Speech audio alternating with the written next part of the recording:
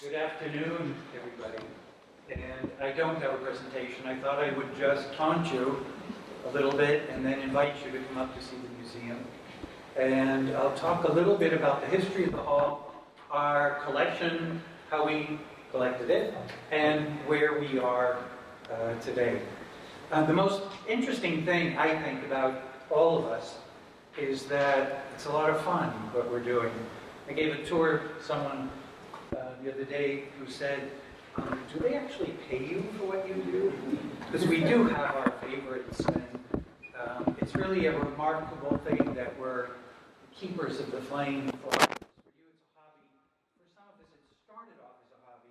For me in particular, I didn't know what I was doing when I started.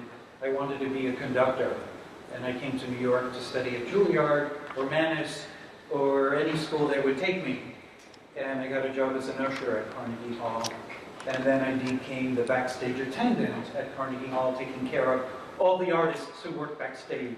It was one of the strangest situations for a musician to be listening to Horowitz on earphones during the day in music school, and then at night knocking on the door saying, "Maestro, you have 5 minutes, hurry up." It was odd.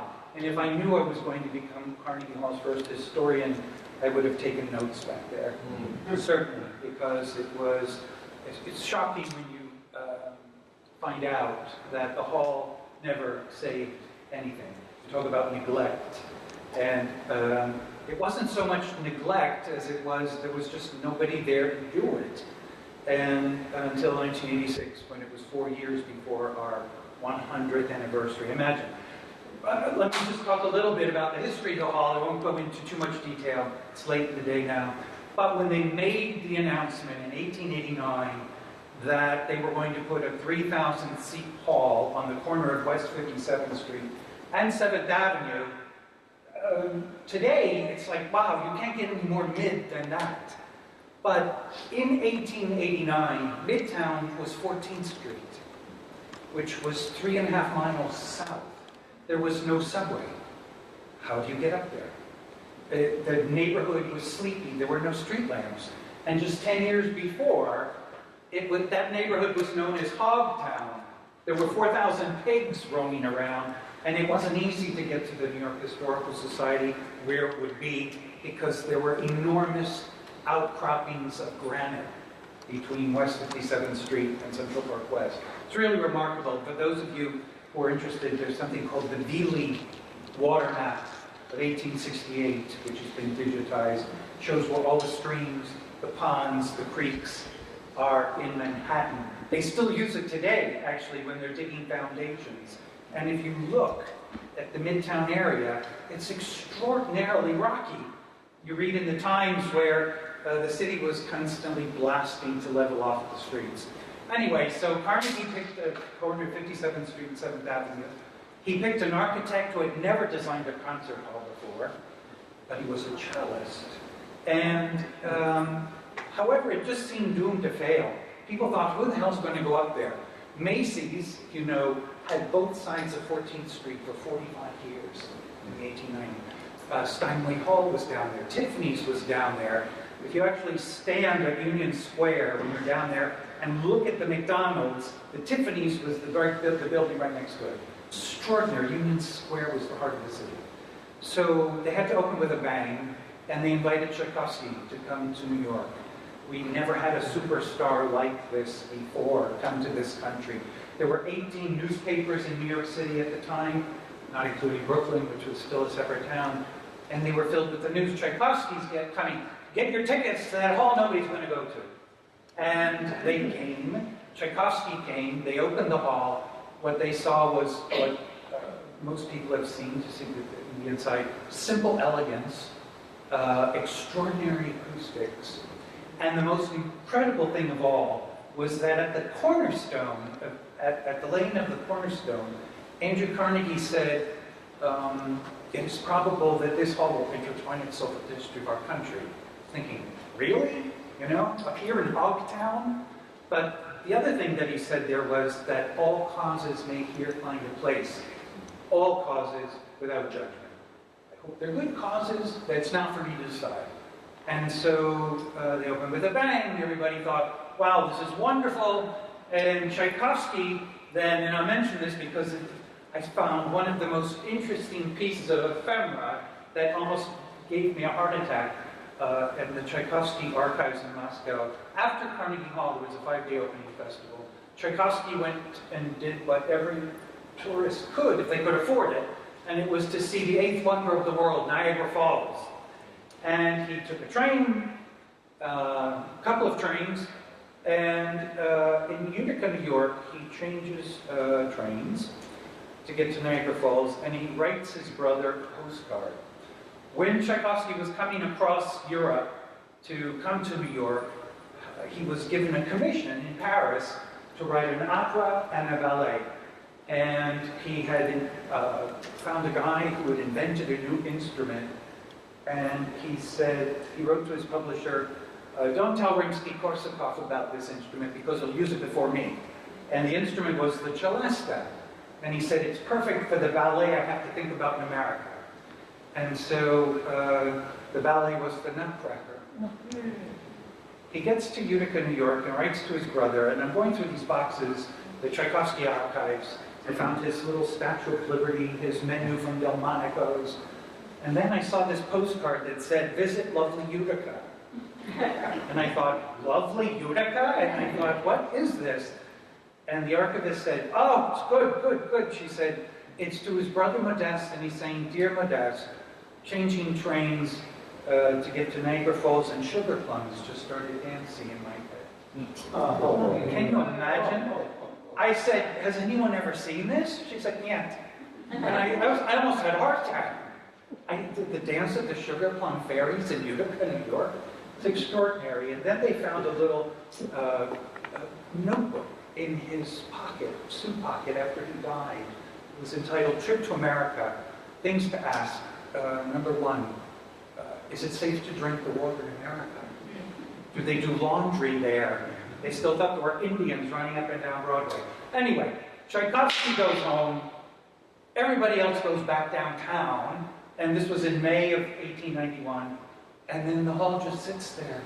It was waiting for the phone to ring, like a hall out on Long Island waiting to ring for a bar mitzvah or a wedding. And it just sat there. And Carnegie at one point thought, what have I done? And I mean, he was someone who could see 20 years down the road. And it was brilliant of him to pick almost the center of the island. And at the same time to pick one of the last streets before Central Park cuts the city in half. And while other people were saying, who the hell is going to go all the way up there? He was thinking, this will be the first place all those people from up there hit before going downtown. And there were people saying, what people? There's no one up here. It's a really remarkable study. And it wasn't until Henry Steinway, William Steinway was in London. And he hears a pianist by the name of Paderewski. I don't know if that name means anything to anyone here, but he was first Prime Minister of Poland, one of the greatest pianists of the day. He was buried in the monument to the Maine in Arlington Cemetery. Said, I don't want to go back to Poland until it's free. He raised $3 million at Carnegie Hall for the Red Cross and had a wonderful winery in Paso Robles, California, which is still producing. It's an amazing guy. Anyway, Steinway sees him in London. He's never seen an audience have this reaction before with a pianist. They're pounding their fists on the stage and they will not go home. And so he said, I'm bringing this guy to New York. I'm not putting him in Steinway Hall. I'm going to put him up there in Andrew Carnegie's hall. Because if we sell out, it seats twice as many people. We're going to make twice as much money. So he twisted a lot of critics. And they went up there and he said, one critic in the Times said, not a pretty face, not a pretty name, but boy, can he play the piano. And he sold out. And he sold out again. And he sold out again. And he sold out again 11 times. They made a fortune. And now this is where the magic of Carnegie Hall grows. It took me 20 years to figure this out. Other managers, seeing what Steinway did, thought, I'm going to put my artist up there. And as a critic in the paper said, what a difference 30 blocks makes. If they were good enough, they went the extra mile. If you weren't good enough, they didn't bother. But if you were a smart manager, you put on a poster, sold out Carnegie Hall. It meant that you were worth going out of the way to hear. It was the first time I ever find selling out a theater with a ranking of achievement of some kind. And that joke, how do you get to Carnegie Hall? I promised I wouldn't say it, but I did. Went past a joke to signifying a level of achievement of any kind. You know, it's a really remarkable for a stage. I mean, a stage like any other stage. And so, but for me, and the reason I'm building this up is because when you think, well, what does that collection consist of? And yes, it does now, ribbons and posters and menus and programs and photographs, etc., etc. We have nothing. And, you know, interesting because at this time period at the turn of the century, you take the top 12 industrialists of the day, they were making more money than Europe combined. And Carnegie, Rockefeller, Morgan, all those guys from the History Channel. And yet, culturally, even my parents left Italy to go to America to make money and do something better. And yet, culturally, it still had to come from over there. Or it had to sound like it came from over there. We were buying castles and art by the ton and by the pound.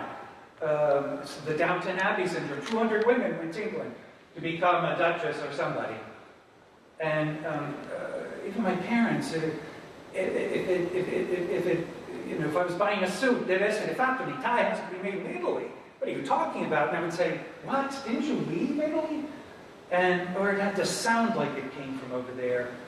My favorite example of this is Olga Samarov, who was the great piano teacher at Juilliard, the head of the music division, piano division.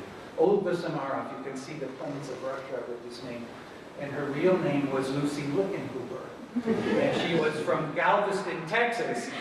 And her manager said, with a name like that, you'll not leave the state line. So now we had a place here where Horowitz said, well, now I want to see if I can sell out Carnegie Hall. And because there was an open door policy, you could have the 250th anniversary of the settlement of Jews in the United States. You could have Marie Curie talking about the discovery of radium, or the first black jazz concert, or et cetera, et cetera. It was a remarkable thing. Sometimes some of my favorite programs are the political events that have taken place there. So I left Carnegie Hall to continue studying conducting in Italy. I ran out of money. I needed to come back. I said, I'll do anything for $3,000. And they said, well, we need somebody to start the archives in anticipation of our 100th anniversary. And I said, I'll do it. You know, and then I called a friend and said, need to start an archives. What is that? Shocking, truly shocking. And I thought, really? This is going to be fun. I went through the whole building and discovered 3 boxes of material, and those boxes rattled. There wasn't much in them. I thought, well, where do you go find material? Most of us have more stuff in our closets. And it was remarkable because it shows what people feel about the history of Carnegie Hall. Ephemera, I mean, that's what they saved. And so, very quickly, 2 stories that allowed me to now be at Carnegie Hall for 41 years. I didn't want to be at Carnegie Hall for 41 years, but I was having too much fun doing this. And at a flea market, I was looking for an image of a cat for a girlfriend of mine. And it's going through, and out pops a program from Carnegie Hall, 1942. I said, give me $1 for it. I said, really? Just $1? And I said, I need more. And he said, go through those boxes there. And I found about 20, and I said, I need about 40,000. And he said, oh my God. He said, you better tell everybody in this flea market and put an ad in this. It's called the Antiques Week. And I said, okay. And he said, it's $10 a month, and it reaches 15 or 16,000 people. So I called, and she said, what do you want to say? And I said, I don't know. Carnegie Hall wanted everything?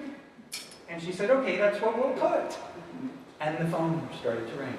I have Tony Bennett, autograph, program. really, I have this. And then someone else called and said, you know, they only reach a few thousand people. You need to put an ad up here in the Hudson Valley. We reach 25,000 people. And so I did. I started putting ads in different parts of the country, and the phone started to ring. 1910s, I started making columns, 1920s, 1930s. A woman called and said, I saw one of your ads. You need to put an ad down here in Florida. I said, Florida? And she said, yeah, you all come down here and you all die down here. And you bring your stuff. So I put an ad in Winter Park, Florida. And not a week later, the phone rang. And a woman said, I'm the librarian of the Winter Park High School Library. Mrs. So-and-so died across the street and left up all her things. There's a program here from opening night, 1891. Are you interested? And I thought, I'm going to pass out right now. And through the magic of FedEx, we had it the next day. It was remarkable. And the other story is, same girlfriend comes home one night and throws an envelope, and it's from the American Association of Retired Persons, the AARP. You have to be over 50 to be a member. She was way under 50 and wanted to know what the rush was. Why are they contacting me? And so she was making such a big deal out of it that I thought I was going to sign her up as a practical joke. It was only $5, and I'm signing out her name and thinking this is going to be a lot of fun. And I was reading that if you become a member, you get a magazine called Modern Maturity, which reaches 25 million people at the time. Now I think it's over 100 million people. And I thought, wow, that's more than all my magazines put together. And so I called the editor in Washington and I said, can I put an ad in this? And he said, sure, for $11,000 a quarter page. And I thought, you're kidding. I said, my whole budget for the year is $3,500. I said, why do you want to do this? I said, ads, material is coming in, don't have enough material. This is 20. Carnegie Hall doesn't have an archives? I said, no. I said, this isn't an ad, it's a story. I'll put a story in free of charge. Thank you. You know? Next issue, nothing. Next issue, nothing. Next issue, nothing. Whatever. I thought, ultimately, I was thinking, he said this just to get me off the line. Then one day, out of the blue, completely forgot about it, I got a package from Montana, and in it were a dozen programs from the 1920s, and I needed all of them. Woman was 90 years old who was writing. She said, I saw the article in Modern Maturity. I saved these all my life. If you can use them, fine. If not, don't send them back. And she had cut out the article. It was just a paragraph. It said, thanks for the memories. Do you have fond memories? Carnegie Hall. They need your help. Send them in. Gino Francesconi, blah, blah. I was so excited I thought I was going to bust.